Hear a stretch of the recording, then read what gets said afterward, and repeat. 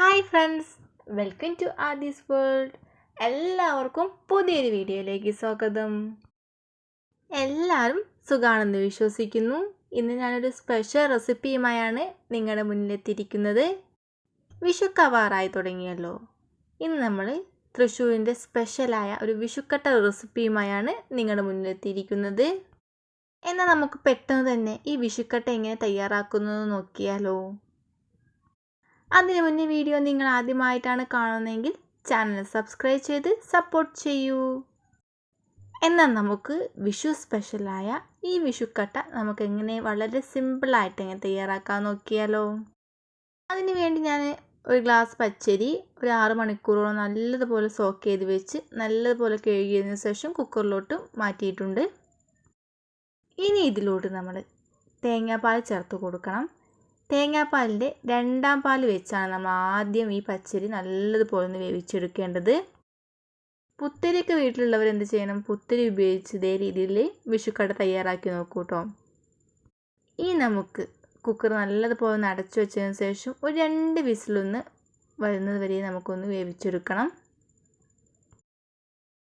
കുക്കറിലൊക്കെ നമുക്ക് വേവിച്ചെടുക്കുമ്പോൾ പെട്ടെന്ന് തന്നെ നമ്മുടെ റൈസ് വെന്ത് കിട്ടുകയും ചെയ്യും. നമുക്ക് പെട്ടെന്ന് തന്നെ നമ്മുടെ ഈ വിഷുക്കട തയ്യാറാക്കാവുന്നതുമാണ്.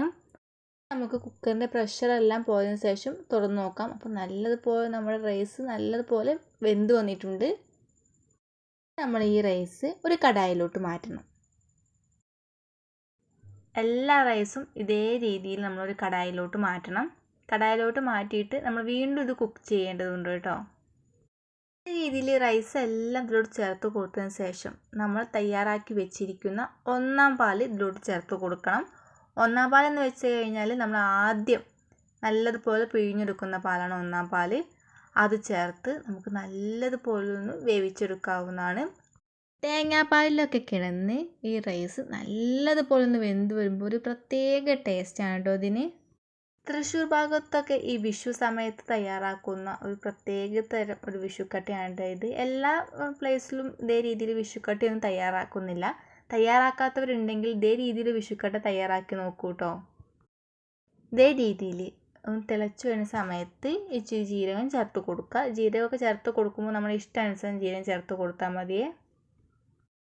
ജീരകമൊക്കെ ചേർത്ത് കൊടുത്തതിന് ശേഷം നമുക്ക് നല്ലതുപോലെ ഇളക്കി കൊടുക്കാം. ഇനി ഇതിലോട്ട് നമ്മൾ എന്ത് ചെയ്യണം, ആവശ്യമായ ഉപ്പൊക്കെ ചേർത്ത് കൊടുക്കണം. ഉപ്പൊക്കെ ചേർത്ത് കൊടുത്ത് നമ്മൾ വീണ്ടും ഇളക്കി കൊടുത്ത് നല്ലതുപോലെ ഒന്ന് വേവിച്ചെടുക്കണം. എന്നിട്ട് നമ്മൾ ഈ റൈസ് പാലിൽ കടന്ന് നല്ലതുപോലെ ഒന്ന് വെന്ത് ഒന്ന് ഡ്രൈ ആവണം. പാലൊക്കെ ഒന്ന് വറ്റി വരുന്നത് വരെ നമ്മൾ ഇതേ രീതിയിലൊന്ന് വേവിച്ചെടുക്കണം. ഇടയ്ക്കിടയ്ക്ക് ഇളക്കി കൊടുക്കണം കേട്ടോ, അല്ലെങ്കിൽ ഒന്ന് കട്ട പിടിക്കാനുള്ള ചാൻസ് ഉണ്ട്. അതുകൊണ്ട് തന്നെ നമ്മൾ ഇടയ്ക്കിടയ്ക്ക് ഇളക്കി കൊടുത്ത് നല്ലതുപോലെ ഒന്ന് വേവിച്ചെടുക്കണം. ഇപ്പം നമ്മുടെ പാലൊക്കെ നല്ലതുപോലെ ഒന്ന് വറ്റി നല്ലതുപോലെ ഒന്ന് വെന്ത് വന്നിട്ടുണ്ട്. ഇതേ രീതിയിൽ നമ്മൾ ഡ്രൈ ആവണ വരെ പാലൊക്കെ ഒന്ന് വറ്റുന്ന വരെ വേവിച്ച് എടുക്കണം. ഇനി നമുക്ക് എന്ത് ചെയ്യണം, ഈ ചൂടോടെ തന്നെ ഇനി ഇതൊരു പ്ലേറ്റിലോട്ട് മാറ്റണം. ഞാനിവിടെ ഒരു പ്ലേറ്റ് എടുത്തിട്ടുണ്ട്. അതിലോട്ട് ആദ്യം തന്നെ ഞാൻ വെളിച്ചെണ്ണ ഒന്ന് സ്പ്രെഡ് ചെയ്ത് കൊടുത്തിട്ടുണ്ട്. നമ്മൾ തയ്യാറാക്കുന്ന വിഷുക്കട്ട തേങ്ങാപ്പാലിൽ നല്ലതുപോലെ ഒന്ന് വേവിച്ചെടുക്കുകയാണല്ലോ. അതുകൊണ്ട് തന്നെ നമ്മൾ ഈ സെർവിങ് പ്ലേറ്റിലോട്ട് നമ്മൾ ഓയിൽ സ്പ്രെഡ് ചെയ്ത് കൊടുക്കുമ്പോൾ കോക്കനട്ട് ഓയിൽ തന്നെ സ്പ്രെഡ് ചെയ്ത് കൊടുക്കണം. അല്ലെങ്കിൽ അതിന് ടേസ്റ്റ് വ്യത്യാസമൊക്കെ വരും. അപ്പോൾ നമ്മൾ കോക്കനട്ട് ഓയിൽ സ്പ്രെഡ് ചെയ്ത് കൊടുക്കുന്നതാണ് ഏറ്റവും നല്ലത്.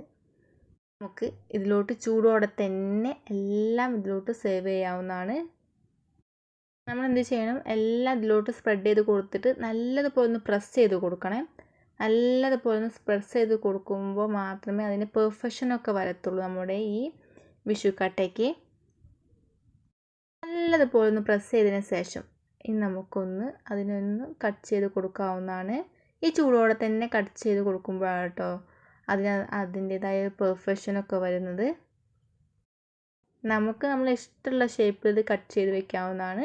ചൂടാറിയതിന് ശേഷം സെർവ് ചെയ്യുമ്പോൾ അതിൻ്റെ അതേ നല്ല ഷേപ്പ് തന്നെ നമുക്ക് കിട്ടുന്നതായിരിക്കും. ഈ രീതിയിലൊക്കെ നമ്മൾ കട്ട് ചെയ്തതിന് ശേഷം ഇച്ചിരി സമയം ഒന്ന് റെസ്റ്റ് ചെയ്യാൻ വേണ്ടി വയ്ക്കാം. ഇതേ സമയം നമ്മൾ റെസ്റ്റ് ചെയ്യാൻ വേണ്ടി വെക്കുന്ന സമയത്ത് നമുക്ക് ഇതിലോട്ട് വേണ്ട ഒരു ശർക്കര പാനി തയ്യാറാക്കാം. ഞാനിവിടെ 2 ശർക്കര എടുത്താണ്ട് നല്ലതുപോലെ ഒന്ന് അത് മെൽറ്റാക്കി എടുക്കുന്നുണ്ട്. വിഷുക്കട്ടയുടെ കൂടെ ഈ ശർക്കരപ്പാനി ഒഴിച്ച് കഴിക്കാൻ വളരെ ടേസ്റ്റാണ് കേട്ടോ. ശർക്കരപ്പാൻ ഇഷ്ടമില്ലാത്തവർ കറി ഒഴിച്ചും കഴിക്കാവുന്നതാണ്, അത്രയ്ക്ക് ടേസ്റ്റാണ്. അപ്പോൾ നമ്മുടെ ശർക്കരപ്പാൻ റെഡി ആയിട്ടുണ്ട്. ഇനി ഇതിലോട്ട് ഇച്ചിരി ഏലക്കായും ചുക്കൊക്കെ ഒന്ന് ചേർത്ത് കൊടുക്കാം.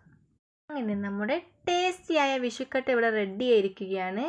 ഇതേ രീതിയിൽ ശർക്കരപ്പാനൊക്കെ ഒഴിച്ചൊന്ന് കഴിച്ചു നോക്കാം. വളരെ ടേസ്റ്റിയാണ്.